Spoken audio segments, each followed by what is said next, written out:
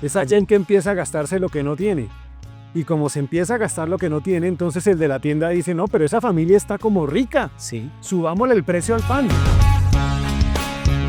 Eso es lo que... Inflación es eso, precios muy elevados. Muy elevados, es decir, un incremento excesivo en los precios. Va a mejorar la economía porque estamos gastando. Eso es el modelo que yo llamaría pan para hoy, hambre para mañana. Cuando un país se desborda en derroche de gasto, Eso es lo que se llama la regla fiscal. La economía, un tema que a todos nos incumbe. ¿Te has preguntado cómo funciona la economía de un país? ¿Qué significa que el dólar suba o que baje? ¿Qué es la inflación?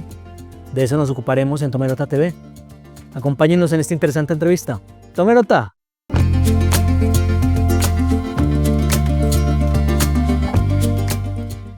Cuando elegimos nuestros gobernantes, no pensamos en la forma en que conciben la economía de un país. Jocosamente, un candidato presidencial hace un tiempo decía, ¿a quién le va a entregar la chequera? Y de eso nos vamos a ocupar hoy en Tomerota TV, cómo funciona la economía de un país. Y nos encontramos en la Universidad EIA con el doctor José Manuel Restrepo Abondano. El doctor es economista y especialista en finanzas de la Universidad del Rosario. Es magíster de la Universidad London School of Economics. También tiene una especialización en alta gerencia del INALDE y un doctorado en dirección de instituciones. de educación superior. Porque usted toda la vida ha estado en la educación, doctor, ¿verdad? Sí, he tenido la fortuna de regentar 4 universidades en Colombia. Pero además ha asumido responsabilidades muy grandes en la cartera del Ministerio de Turismo, Industria y Comercio y además de Hacienda en un momento difícil, coyuntural del país, Colombia. Pero lo más bonito, además de esta extensa carrera académica y profesional, es que ha sido profesor. Ha estado en la cátedra de microeconomía, macroeconomía, introducción a la economía. Entonces estamos en las mejores manos, doctor. Muchas gracias. Pero no me lo ponga en el pasado, ¿no? Soy profesor de economía incluso en la Universidad de IA y todavía, de hecho, mañana tengo mi clase 6 de la mañana. ¿Todavía da clases, doctor? Sí, nunca he dejado de hacerlo, salvo cuando fui ministro, simplemente porque les iba a incumplir en los estudiantes y para mí los estudiantes son absolutamente sagrados. Sí, doctor, muy bonito. Doctor, ¿cómo funciona un país? Todos votamos, escuchamos las noticias y escuchamos que el dólar subió, que el dólar cayó, aranceles, palabras que son confusas para la mayoría de nosotros. Yo se lo pondría cómo funciona una familia. Sí. Y cómo funciona una casa o un hogar. El hogar funciona sobre la base de que hay alguien que produce en el hogar, Sí. produce el ingreso en el hogar, y esa producción del ingreso en el hogar se hace porque tienen unos gastos en el hogar, y eventualmente tienen ahorros o no, tienen que endeudarse para poder sobrevivir. Sí. Pues así funciona el Estado. El Estado funciona como un hogar donde se produce, que se producen bienes y servicios en la economía. Sí. Esa producción de bienes y servicios en la economía le genera un ingreso al hogar, que en este caso es la nación, y el hogar con eso gasta o realiza los gastos que necesita el hogar para sobrevivir. Y cuando no tiene suficientes ingresos, pues tiene que endeudarse, y cuando tiene ingresos de sobra, pues le presta a los demás. Sí. Lo que pasa es que en el caso colombiano normalmente nos endeudamos, y en el caso del Japón normalmente le prestamos a los demás. O sea que hay como 3 pilares básicos como producción, consumo y distribución de lo que hay. Normalmente hay producción de bienes y servicios. Sí. Normalmente, y ahí viene como otro ejemplo, y es como una torta, Sí. una torta de celebración de cumpleaños. La torta es una producción, pero la producción se la come alguien, ¿cierto? En el caso de la nación, todos los bienes y servicios, ¿quién se los come? Se los comen las familias, eso se llama consumo. Sí. Se lo comen las empresas, eso se llama inversión. Se lo come el gobierno, eso se llama gasto del gobierno.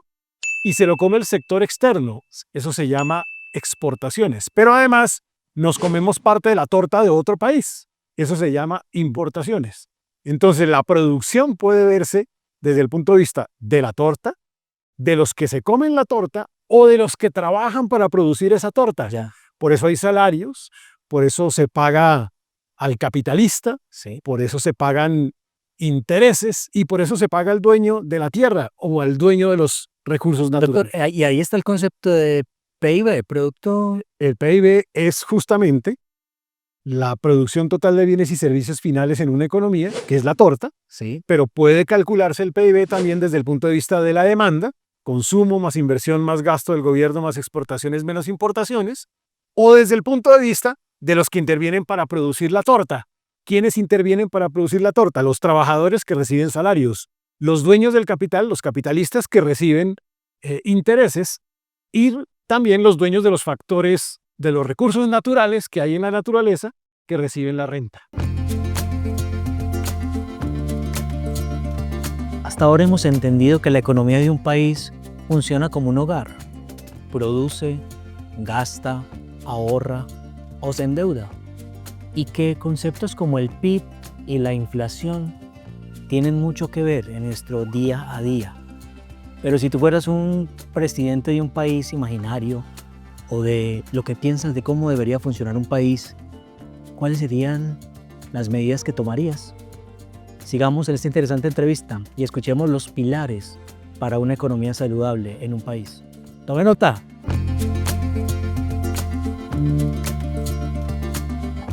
Doctor, imaginémonos un país hipotético. Tome nota. Tome nota, Landia. Eso. Exacto, muy bien. Si fuera un país ideal que funcionara como un relojito en la economía, ¿cuáles deberían ser los pilares? ¿Cuáles deberían ser como los mandamientos? Debería tener varios pilares. Primero, crecer mucho. Sí. O sea, anualmente, Tomenotalandia debería crecer mucho, y ese es el crecimiento del Producto Interno Bruto, Sí. para que haya suficientes recursos para poder atender las necesidades de Tomenotalandia. Debería tener cuidado en no elevar mucho los precios Sí. para evitar que haya inflación. Eso es lo que... Inflación es eso. Sí. Precios muy elevados. Muy elevados, es decir, un incremento excesivo en los precios genera más inflación. Que es el caso de Argentina, doctor, ¿cierto? Que cuando el En el caso presidente de Milei... Argentina, en algún momento hubo inflaciones muy altas. Cuando llegaba Milei, Sí. había varios problemas. Había inflación, pero simultáneamente había bajo crecimiento y había un tercer problema, y es que el país estaba en bancarrota. Es decir, los ingresos que recibía no le alcanzaban a aguantar con los gastos. Doctor, eso es lo que se Tenía llama, déficit. eso es lo que se llama estanflación. Inflación más recesión se llama estanflación. Es decir, cuando suben mucho los precios y la economía no crece, sino que decrece, se genera esa estanflación. Que es una enfermedad. Pero cuando eso sucede, además de eso hay un problema fiscal, Sí. porque el país no tiene con qué aguantar a través de sus ingresos con el gasto que requiere el país para poder operarse. Y entonces tiene que endeudarse. Sí. Y entonces tenía que endeudarse Argentina con los argentinos o con otras organizaciones o países a nivel internacional. Volvamos a Tomenotalandia. Entonces Sí. tenemos un nivel de producción muy alto, cuidando Los precios. los precios. ¿Y cómo se controlan esos precios que no se suban? Se controlan normalmente cuando la producción es alta, de tal manera que la demanda no sea muy grande con respecto a la producción o a la oferta. Sí. Pero cuando hay mucha demanda, pero muy poca oferta, no hay capacidad de producción, suben los precios. Ya.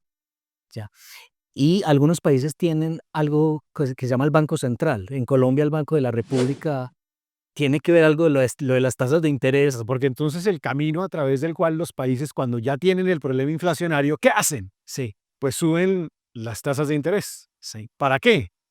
Para que haya menos posibilidad que la gente se endeude para comprar, o sea, menos demanda. Porque si bajas la demanda, equilibras la oferta con la demanda. Pero si hay mucha demanda, por un lado, con tasas de interés altas, bajas la demanda, pero si además tienes capacidad de producción mayor, subes la oferta y equilibras el mercado. Sí. Doctor, un país, ¿es normal que tenga inflación? ¿Podemos encontrar países sin inflación? Normalmente hay un aumento normal, natural, en los precios, pero pues estamos hablando de incrementos del 3 o del 2%. Sí. Hay países que tienen hiperinflación, Sí. mucha inflación. Y entonces fíjese usted lo que pasa, que usted se monta en un taxi y le cobran anticipado, porque si le cobran al final, le cobran más. Eso pasa cuando hay hiperinflación. Pasó en Bolivia, pasó en Argentina, ha pasado en Venezuela, ha pasado en muchos países de América Latina, no en Colombia, hay que decirlo. Sí, porque en Colombia hemos sido como, Relativamente Juicio- cautos y juiciosos. eso es lo que se llama la regla fiscal. Cuando un país se desborda en derroche de gasto, tiene mucho gasto público, la demanda sube mucho. Por eso es que hay que cuidar el derroche, porque si uno derrocha menos, equilibra el mercado. Ya, ya. Doctor, y hay modelos, no sé si lo expreso bien, pero hay modelos que dicen no respetemos la demanda fiscal porque eso va a mejorar la economía porque estamos gastando. Eso es el modelo que yo llamaría pan para hoy, hambre para mañana. Pan para hoy, hambre para mañana. Es cierto Sí, que si hay exceso de gasto público hoy, sí. pues habrá mucha demanda y el país crece muy rápidamente, pero crece con inflación. Eso es como al nivel de la familia, alguien que recibe muchas tarjetas de crédito y Exactamente. las empieza a Él llenar. empieza a gastarse lo que no tiene. Y como se empieza a gastar lo que no tiene, entonces el de la tienda dice, no, pero esa familia está como rica, Sí, subámosle el precio al pan. sí. Y así lo hacen. Sube el precio de los productos, pero es ficticio, porque el precio de los productos está subiendo porque el señor se está gastando lo que no tiene. Ujú. Doctor, ¿usted piensa? Volvamos a Tomenotalandia. ¿Un modelo liberal, conservador? ¿Cuál sería Yo- el ideal? Yo no llegaría a algo, una afirmación en ese sentido, sino lo diría de la siguiente manera. Tanto Estado como sea necesario Sí, y tanto sector privado como sea posible. Para mí ese es el equilibrio por naturaleza. Es decir, el Estado tiene que existir, sí, pero para solucionar temas en donde no hay provisión de bienes públicos, en donde hay problemas porque se necesita la subsidiariedad del Estado, sí. pero sin que eso termine en que el Estado termina quitándole todo el rol al sector privado, porque es que el que genera crecimiento en un país es el sector privado. Sí. Y la inversión extranjera también. Parte del sector privado es la inversión extranjera y la inversión local también. ¿Y cómo atraemos los inversionistas a Tomenotalandia? Yo diría que el primer camino para atraerlos es confianza, confianza y confianza. Porque la inversión normalmente llega cuando hay confianza. Segundo, donde hay sectores productivos con potencial. Y entonces un país como Colombia tiene todos los sectores con potencial, tiene agricultura, tiene servicios basados en conocimiento, tiene energía, tiene industrias, tiene turismo. Entonces, un país como este tiene de sobra oportunidades. Y todos los emprendedores de Colombia son reconocidos en América Latina como los número uno de América Latina. Entonces, aquí normalmente sobran esas iniciativas. Lo que hay que generar es confianza, confianza. Si yo tengo esas iniciativas con confianza, la dupla es muy poderosa, porque, porque nadie me detiene. Sí. ¿Cómo se puede generar confianza, doctor? Es difícil. Confianza, no, controlando los precios, Sí. controlando las tasas de interés, controlando el déficit fiscal, controlando la deuda pública, con seguridad física, o sea, que nadie me mate en la calle y que cuando yo tengo una empresa, pues no me pidan extorsión ni nada de eso. Con seguridad también se genera confianza, con crecimiento interesante, con apoyo al sector privado, eso genera confianza. Cuando el Estado hace lo que tiene que hacer sin abusar de su rol de Estado, Sí. normalmente debería existir confianza.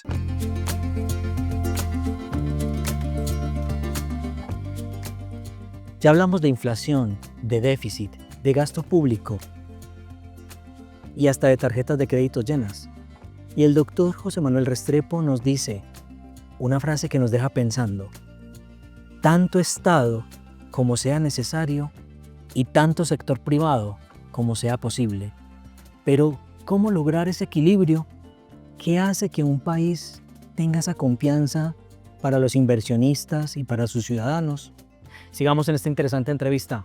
Tome nota.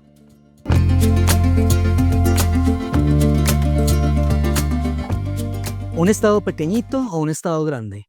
No, tanto Estado como sea necesario y tanto sector privado como sea posible.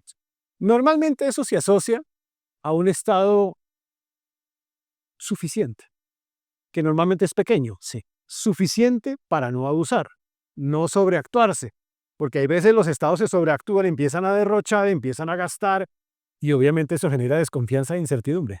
Ahora que usted menciona el ejemplo de Japón, ¿cómo lo manejan ellos?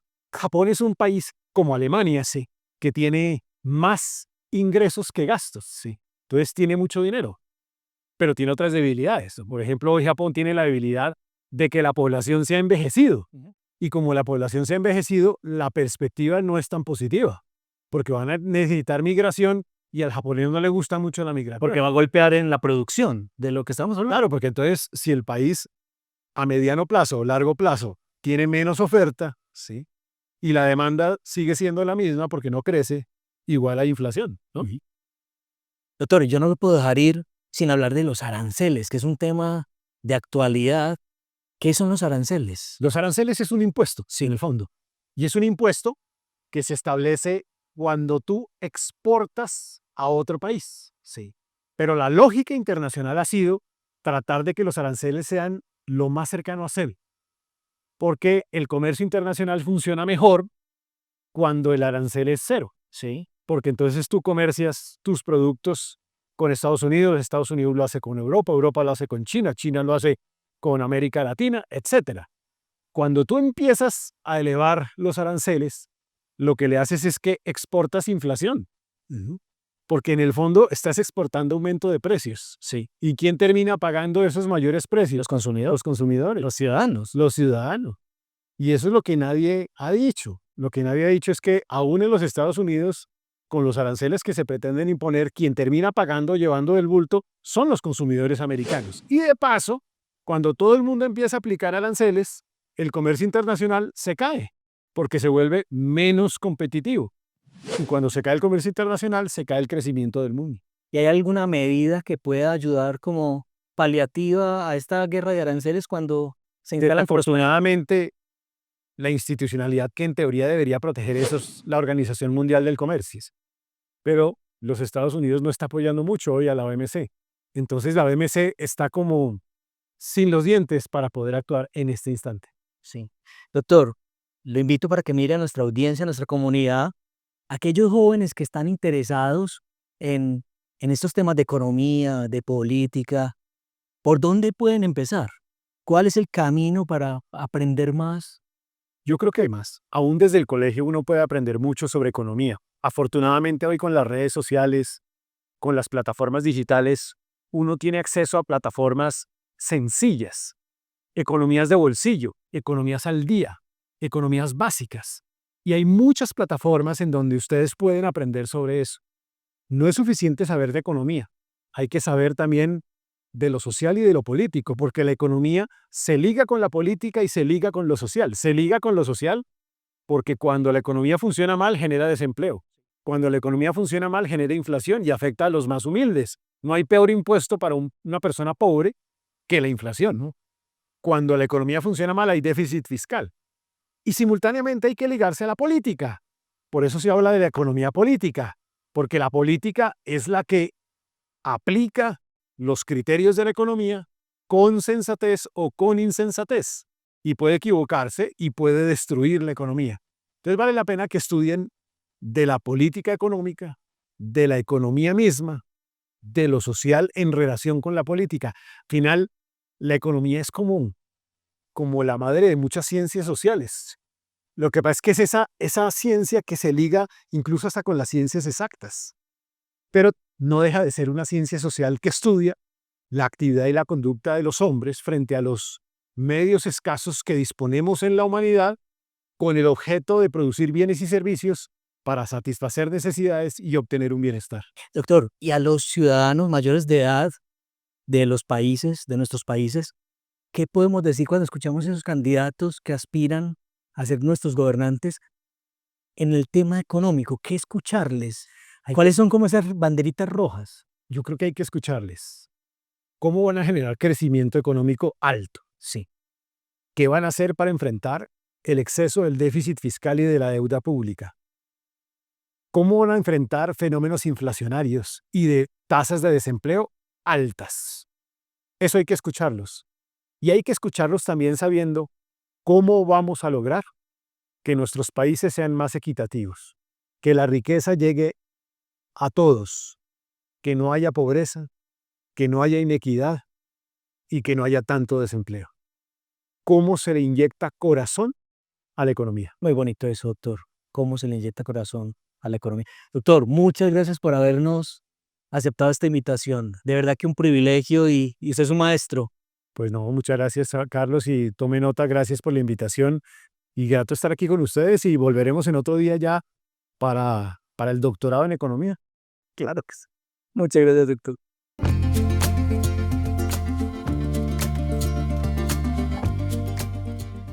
Hoy aprendimos a entender la economía, que no es solo para expertos. Es importante reconocer cómo funciona la economía de un país, cuáles son las visiones de nuestros gobernantes para el manejo del dinero y eso cómo nos afecta. Y así tomar mejores decisiones, porque en tu voto, en nuestro voto, está el cambio, está un país más eficiente, con mejores recursos, con mejor destinación. Acompáñanos en esta apuesta por la salud, por la ciencia y por la vida integral. Regálanos tu like, comparte nuestro contenido y sobre todo, toma nota, nos vemos en la próxima.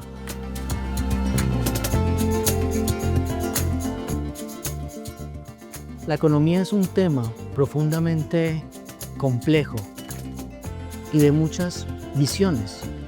¿Qué sucede en tu país? ¿Cómo manejan la economía tus gobernantes? Déjanos en tus comentarios. ¿Qué harías tú si fueras presidente? ¿Tienes un proyecto de ciencia, de investigación y quieres que lo divulguemos? Contáctanos y hagamos juntos esta apuesta por la ciencia, por la salud y por la vida integral. Escribe a nuestro correo electrónico. Te esperamos.